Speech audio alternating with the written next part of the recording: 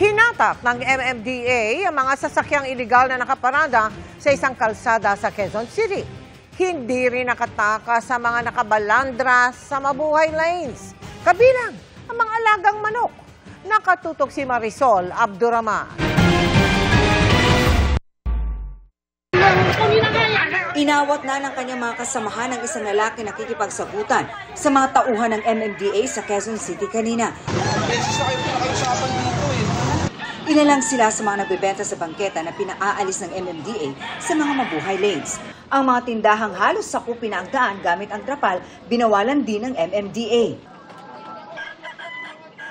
Maging ang mga manok panabong na ibinalandra sa mga sidewalk, hindi nakatakas. Pati ang mga upuan, lamesa at iba pang harang sa daan.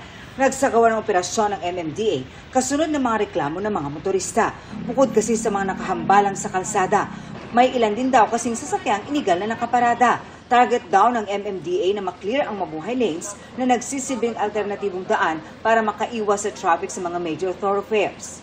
Sa Scout Borromeo, 9 na sasakyan ang nasita kanina. 4 dito ang nato, kabilang ang 3 SUV at isang tricycle. Ang mga matuto na sasakyan dadalhin sa Marikina.